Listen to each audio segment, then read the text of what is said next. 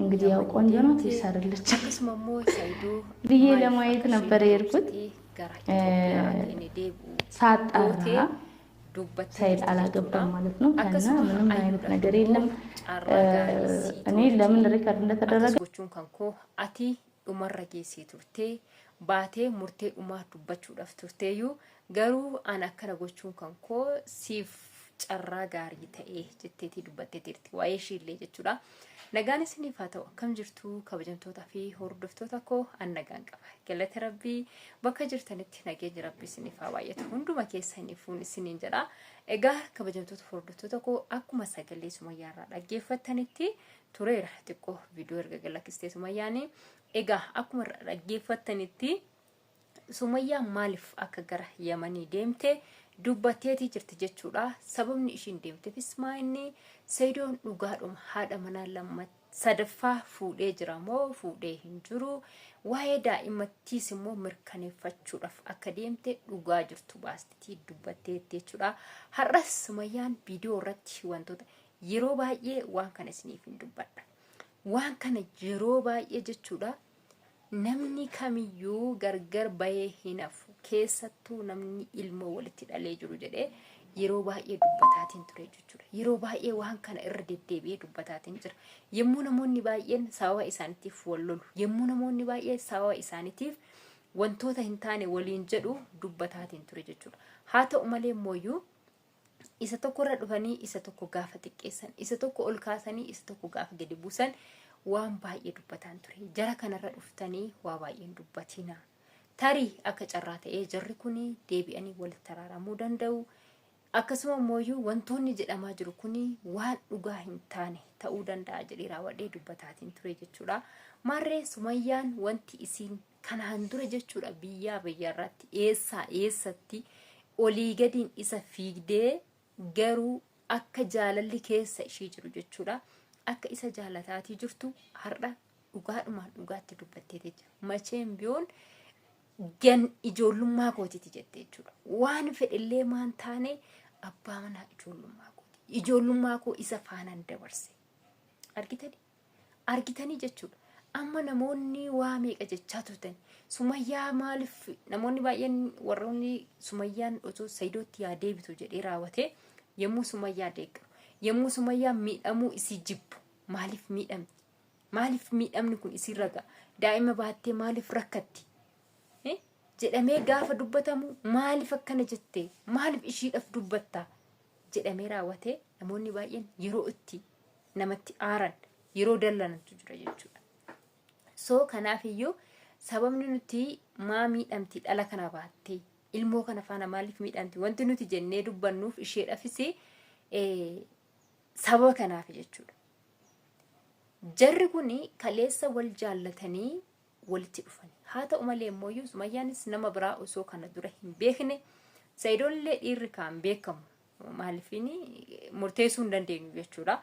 So garuu Sumayyaan inni ofiisaatii ragaa isii dhabbaa jechuudha. Akkasiin kana dura nama biraa faana walitti kalaatee hin jiraanne ragaa baaf jechuudha. Inni mataan isaa ragaa baafii ture jechuudha. So maal jetti har'a ijoollummaa koo isa faanaan dabarse macheen biyoon jettee bara yoomumaa yoo ta'e jette yoomumaa yoo ta'e isa jibbuu hin danda'u jette. Isa jibbuu hin danda'u. Tokkoffaa abbaa ilmoo kootiiti. Lammaffaa ijoollummaa koo jette. Ijoollummaa koo isa faanaan dabarse aga ammaatitti jette. Aga ammaatitti jechuun ammayyuu jireenyi ishiin jiraataa jirtu isa waliin akka ta'e jechuudha kan ishiin dubbataa jirtu. Jireenyi ishiin jiraataa jirtu ammayyuu isa waliin akka ta'e. Daandiin ishii karaa fuulduraallee isa waliin akka ta'e. Argitanii? Isa waliin akka ta'e jechuudha kan ishiin himaatii jirtu. So kanaafiyyuu namoonni baay'een keenya jara kana gargar baasuudhaaf jarri kun akka walitti bu'aniif jarri kun akka gargar faca'aniif jidduu isaanii gallee waa meeqa gaafa jennu of eeggataa osoo dubbannee gaariidha. Sababni isaa maa inni jarri kun kunoo boruu walitti araaramuu danda'u. Jaarsi taa'ee walitti isaan araarsuu danda'a. Haala kam keessattiyyuu ta'anii immoo waan waliin jedhan tokko waan silaa balleessa kana qaba Saidoon balleessi kun isarra jira jettee isii yaadaa jirtu ilaalamee gaafa wanti sun mirkaneeffamee balleessaa yookiin balleessaa ta'uu isaa yookiin immoo balleessa dhabuu isaa gaafa ilaalamu ofii isiitiin iyyuu isatti araaramuu dandeessu jechuudha niitiin kun yookiin Sumayyaan yookiin haati ijoollee Saidoo jechuudha. So kanaaf iyyuu wantoota baay'ee dubbattee jirti. Wannin ani Itoophiyaa irraa ka'ee raawwadhee gara biyya biraan deema jedhee raawwadhee doobsee gara Yamanii dhufee raawwadhee sababa Saidoon haadha manaa sadaffaa fuudhe jedhameef macheen biyoon jetti ammallee jechuudha. Yoomumayyuu yoo ta'e miidhamni isaa miidhama kooti. Miidhamni isaa miidhama kooti. Namoonni baay'een immooyyuu erga gaafa ati irraa fagaattetii naan jedhutti erga gaafa ati irraa fagaattetii Saidoon akka durii hin jiru. Saidoo sammuun isaa fayyaa miti. Sheeka bira geessi itti qaraasisi. Koottutii waan ta'e godhi irraa hin fagaatinii naan jedhanii raawwatanii ergaa naaf ergaatii jiru. Saidoon akka duratti miti. Saidoon kaleessa nuti beeknu rakkataa gargaaruudhaan. Saidoon kaleessa nuti beeknu bakka guddaattidha. Har'a immoo bakka xiqqaatti isaa argaatii jirra. Har'uma kee hiriyoota isaatiif bakka hin qabu. Hiriyoota isaa oggaa meeqa wajjin jiraateef bakka hin qabu. Ka'e jennaan olmootaalee nama rukutuudha. Ka'e jennaan jecha hamaa namaan jechuudha. Waan hin taane ol fuudhee namarra kaa'uudha. So sababa kana ta'eefu maal jettee amma murteen isii maanni Saidoo wajjiniin walitti deebi'u yookiin Saidoo faana araaramuudha jechuudha. Akkuma argitan. Akkuma dhaggeeffattanitti akkuma argitan jechoota ishii keessatti waa hundumaa xiinxaltanii dhaggeeffattanii sammuu keessan keessatti yoo itti yaaddanii jirtan Sumayyaan Saidoo akka dhiifama gaafattee itti deebi'uudhaaf jette giltsiidha jechuudha. Giltsii waanuma jiru ifaan ifa waan jiru jechuudha. So waan kana ta'eefu ani nan gammade gara kan kootiin. Akkasuma mooyyuu ayyuu irraa akka jibban qabne jechuudha. Ayyuu irraa akka jibban qabne. Akka ishiin jibba irraa hin qabne maalidhaan mirkaneeffannaa osoon ani jettee bara waa'ee ayyuullee yaa'u ayyuu hin jenne barakiinaa jechaanii turte. So jecha kana yookiin immoo maqaa kana masaanuun waan gaariidhaan waliin waamtu tuma ta'eeyyuu jechuudha.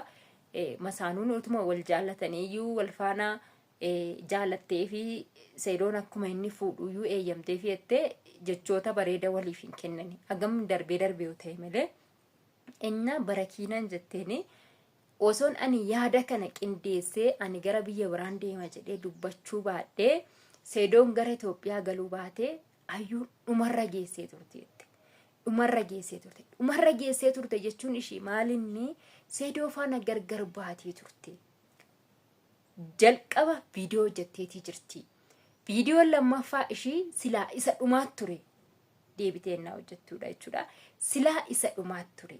So kana gochuun kan kootiyyuu ishiidhaafuu carraa tokko ishiidhaaf uumeetiin hin jira. Carraa tokko ishiidhaaf laadheetiin hin jira jetteetti. Ammas deebistee raawwattee sababni ishiin garas deemteef Saidoon dhuguma haadha manaa sadaffaa fuudhee jira moo akkasuma immoo haadha manaa isaa kun waan akkamiiti jedhee raawwadhee ilaaluudhaaf hin dhufe.